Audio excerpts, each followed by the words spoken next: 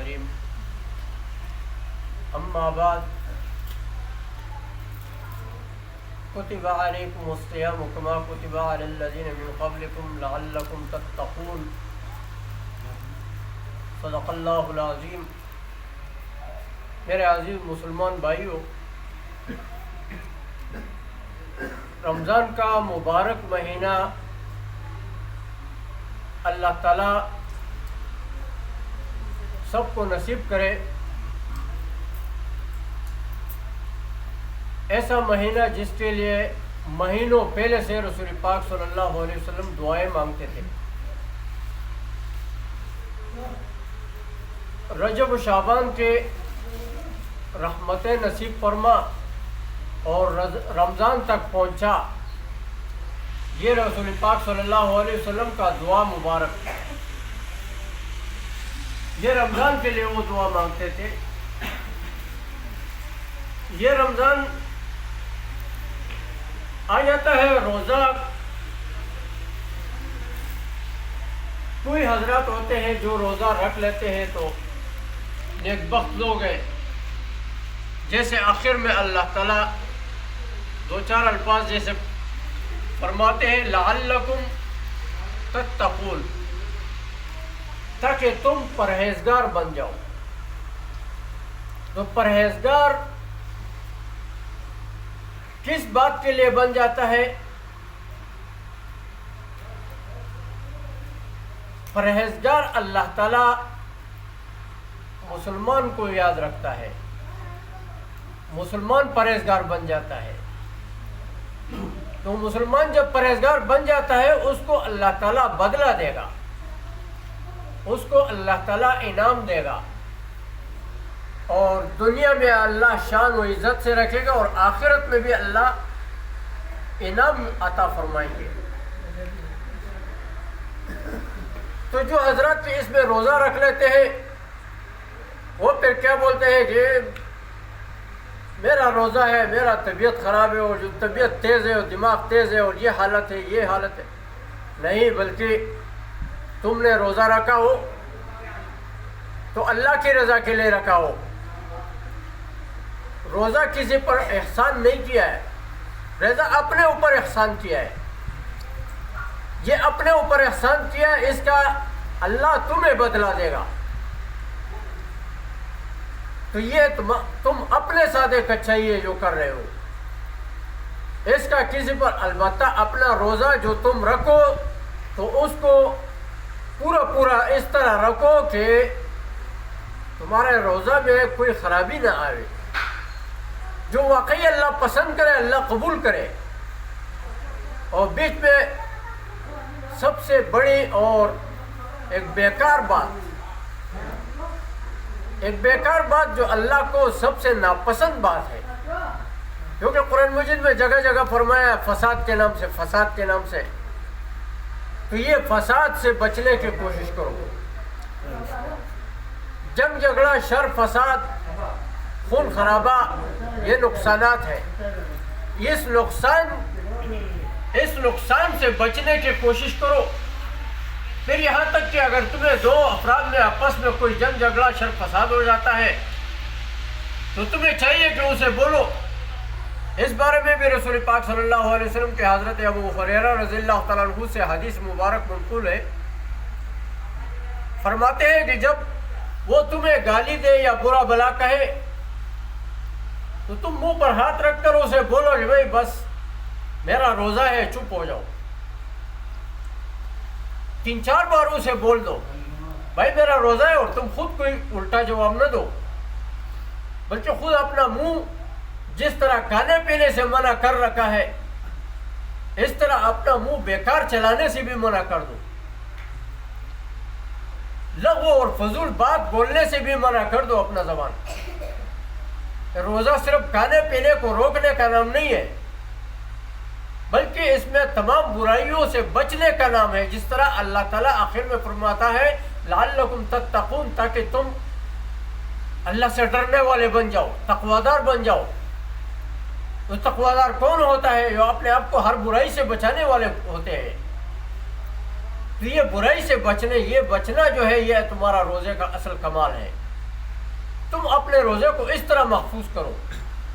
اور پھر خصوصاً جس طرح کے غیبت، چغلی اور دوسرے کی برائی کرنا، ان باتوں سے بالکل زبان روک رکھو، بالکل زبان روک رکھو. اور یہ روزہ تمہارا مبارک ہو. اس روزے کے بدولت اللہ تعالیٰ تمہیں دنیا میں بھی شان عطا فرمائیں گے اور آخرت میں بھی انعام عطا فرمائیں گے. اللہ تعالیٰ ہم سب کو واقعی ایسے روزے رکھنے کی توفیق عطا فرمائے اور ایسے ہی روزے دار بنائے. تو روزہ یہ ہم رکھا ہو تو اللہ کی رضا کے لیے رکھا ہو. جب اللہ کی رضا کے لیے رکھا ہو تو اللہ تعالیٰ اس کا بدلہ فرمائیں گے. جیسے فرماتے ہیں کہ روزہ دار کے لیے ایک دروازہ کھلے گا جنت کا، اس دروازے کا نام ہے الریان. اور روزہ داروں کو کہا جائے گا کہ کہاں ہے روزہ دار، روزہ دار کہاں ہے؟ تو روزہ دار اٹھیں گے اور روزہ دار اسی دروازے سے داخل ہوں گے. اس دروازے سے داخل ہو جانے کے بعد سے وہ دروازہ بند کر دیا جائے گا اور روزہ داروں کے علاوہ اور کسی کو اس میں داخل ہونے کی اجازت نہیں ہوگی. یہ روزہ داروں کے لیے. لیکن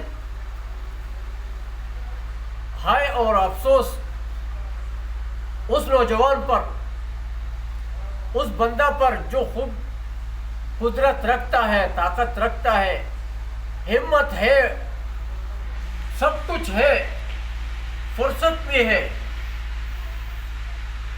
وہ باتیں جس میں روزہ نہیں رکھنے کی اجازت ہے وہ حالت بھی نہیں ہے، پھر بھی وہ نوجوان جو ہے اپنے آپ کو ضائع کرے، وہ روزے نہیں رکھے. روزے نہیں رکھے تو اس شخص پر افسوس ہوتا ہے، افسوس. جس طرح وہ کہتے ہیں نا کہ اب ماتم کرتے ہیں، ہائے ہائے، تو ہائے اس آدمی پر ہے. ماتم اس آدمی پر کرنا چاہیے. ماتم اس بات کی کرنے چاہیے کہ یہ بیچارے کو سزا ملے گی، اس کا تاوان ہوا، نقصان ہوا. یہ دنیا میں زندگی جو جی رہا ہے، یہ زندگی جو زندگی گزر چکا، تو اس کا فائدہ دیکھے کیا فائدہ ہوا، کتنا فائدہ ہوا. اور ایک روزہ دار آدمی کا زندگی دیکھے کہ اس میں اس نے کیا کمال کیا اور کیا زندگی پایا اور کیا فائدے پائے. تو وہ فائدے کا تھوڑا موازنہ کرے تو اس نوجوان پر آدمی کو افسوس آنا چاہیے اور ماتم ایسے شخص پہ ہونا چاہیے. تو میرا بھائی، اللہ تعالیٰ ہم سب کو توفیق عطا فرمائے اور روزہ رکھنے کی ہمت دے چکے ہیں، لیکن ہمت خود کرنا چاہیے. اب خود کرے گا تو اللہ تعالیٰ آگے مدد مکمل عطا فرمائیں گے، مکمل مدد کریں گے. اللہ تعالیٰ ہم سب کو واقعی روزہ دار بنائے. تو اسی طرح فرماتے ہیں کہ جب کہے کہ بھئی وہ برا بلا کہتا ہے یا کوئی بد زبانی کرتا ہے تو تم بولو کہ بھئی میرا روزہ ہے، اور خود جو ہے برا کوئی بات نہیں بولو، کوئی الٹا جواب نہیں دو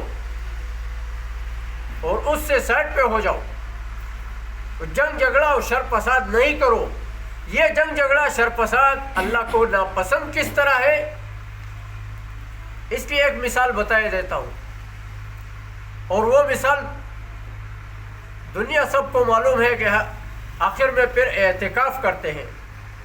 یہ اعتکاف میں خصوصاً جو آخری میں لیلۃ القدر کی رات کا تلاش رکھتے ہیں، وہ لیلۃ القدر والی رات کون سی ہوگی؟ تو زیادہ تر افراد اسی نیت سے ارادہ رکھتے ہیں اور اسی خیال سے ہوتے ہیں. اس خیال سے نہیں، بلکہ یہ اعتکاف ایک سنت عمل ہے، ایک مستقل عبادت ہے، خود ہی کرنا چاہیے. اور صرف اس رات کے لیے نہیں بلکہ وہ رات بھی بیچ میں آ جائے گی. اعتکاف مستقل طور پہ ایک عبادت ہے، کرنا چاہیے. تو کیا وہ رات اللہ تعالیٰ رسول پاک صلی اللہ علیہ وسلم کو دکھایا اور بتایا، معلوم بھی ہو گیا. لیکن کیا ہے، رسول پاک صلی اللہ علیہ وسلم کو ذکر و اذکار و عبادت میں مصروف تھے. اتنے میں دیکھتے ہیں کہ مسجد نبوی میں باہر کچھ صحابہ آپس میں کچھ شور شرابہ میں مصروف ہو گئے، کچھ جھگڑا میں شر فساد میں شروع ہو گئے. تو رسول پاک صلی اللہ علیہ وسلم نکلے اور ان پہ ان سے پوچھا کیا شور کر رہے ہو, کیا بات ہے؟ صرف یہ معمولی سا جھگڑا, یہ معمولی سا فساد جو ہے یہ اللہ کو ناپسند ہے. وہ صحابہ کہ وہ معمولی سا جھگڑا ناپسند ہے اللہ کو, ہم تم جو الٹا سیدھا بول رہے کیا کیا خرافات زبان پہ لائے, تو وہ اللہ کو کیسے پسند ہوگا؟ وہ مبارک رات رسول پاک صلی اللہ علیہ وسلم سے اللہ تعالیٰ نے غائب کر دیا. غائب کر دیا کیا مطلب؟ کہ اس کے ذہن سے نکلا کہ وہ کون سا رات ہے. وہ رات رسول پاک صلی اللہ علیہ وسلم کو معلوم نہیں ہوا پایا, مطلب امت کو نہیں دکھایا. تو یہ معمولی سے اس جھگڑے کی نحوست کا اثر بتاتا ہوں. یہ معمولی سے جھگڑے کی نحوست کا اثر اتنا ہے کہ پورے امت سے اللہ وہ رات چھپا دے, اور پھر پورا امت اس میں لگا رہے, کوشش کرتا رہے یہ رات مجھے ملے, یہ رات میں جو عبادت کروں. تھوڑا دیر کے لیے عبادت کیا, پورا رات اللہ عبادت ثواب عطا فرمائے. اور پورا رات کا عبادت کا ثواب جو ہے وہ پورا رات کا عبادت کا ثواب نہیں, بلکہ وہ مہینوں کے 1000 مہینوں سے زیادہ افضل عبادت کا ثواب ہے. 1000 مہینوں سے زیادہ افضل قبول شدہ عبادت کا ثواب ہے.